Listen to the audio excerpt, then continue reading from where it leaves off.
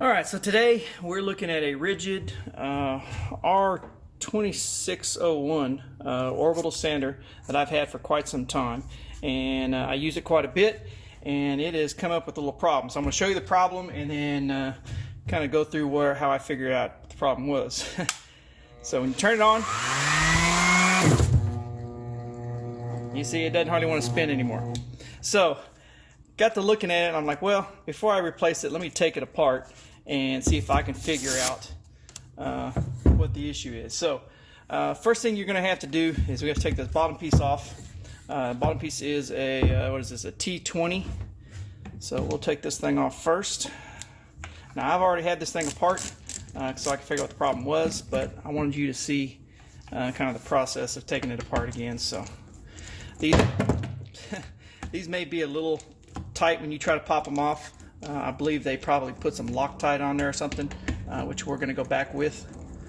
So, alright, so pop that off there, and then you'll see there's this there's one bolt right here. You can pull it up so you can see it. So there's one little nut right here that holds on, and this is the bottom bearing right here. And this bearing right here is the problem. You'll see, and I'll try to show you here, but you see I can't hardly turn it at all. It doesn't want to do anything. So first thing we're going to do is we're going to pull off, there's 4 bolts that you're going to need to pull off, or screws. Here and here are easy to get to, and there's 2 down inside here. You're going to need a longer bit to get down in there. So we're going to take these out.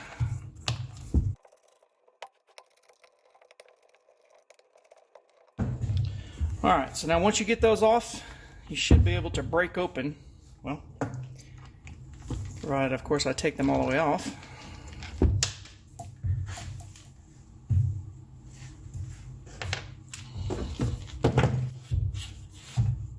This thing should pop open. Now one thing that, oh wow, I forgot about it. Let me find it. Okay, one thing that I didn't have on here, I already took off, is this little rubber piece that creates the seal. You'll see it's got these little rubber fingers on it, right? So you see the little fingers? They go down inside these little grooves right here, right?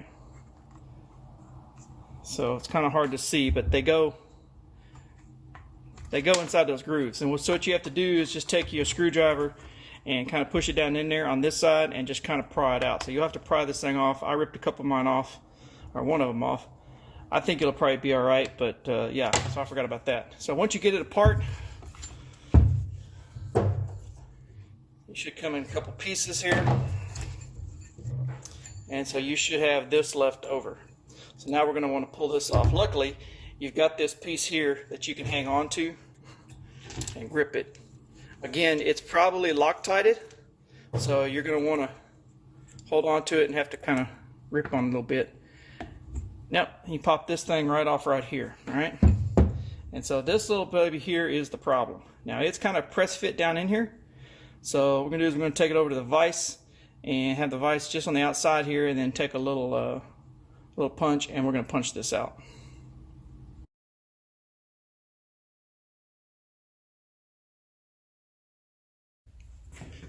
So you can see here, that one doesn't want to turn at all. This one here is the new one, turns pretty freely. So we're going to go ahead and tap this back in, try to get it in there fairly level. Close this up, and then just kind of,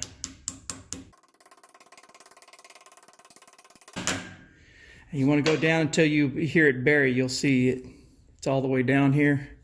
Get a little closer so you can see it's all the way down. So you want to make sure that you get it down there. There's going to be a little bit of a lip there. So now we can go reinstall this. As you get ready to reinstall this, make sure that you have the flat side facing up, because this is the part that actually screws to this here. So you want to make sure you don't flip this upside down. You'll have to take it back apart again. There is no rhyme or reason. It just slides right back on, goes flush, and then we will go ahead and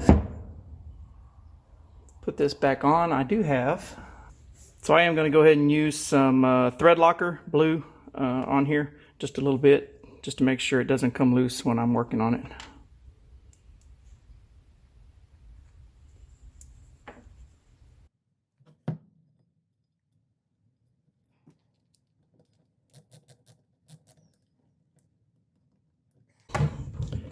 And there you go, that thing spins a whole lot better.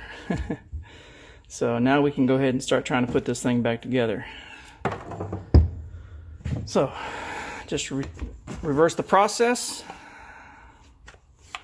Slides right back in there, and you'll see it's got these little notches in here that the outside cover goes on.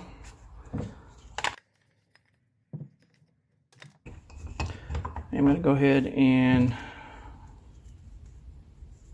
slide this back on first.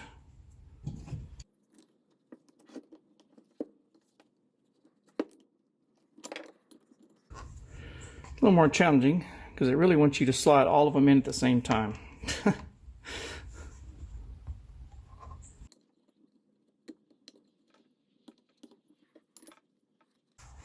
There we go.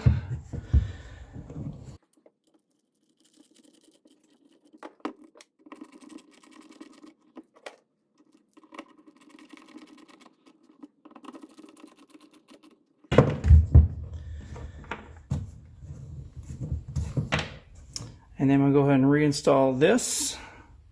It's a little challenging. You can get one of them on. It's kind of hard to center the other. So I take one of them out. These are actually, what is this? I think this is a 25. Yeah. So this is a T25 here.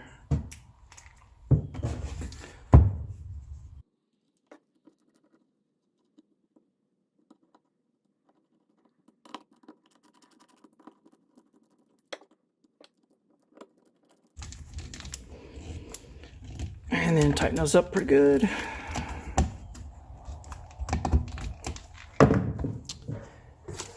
Slap on some sandpaper.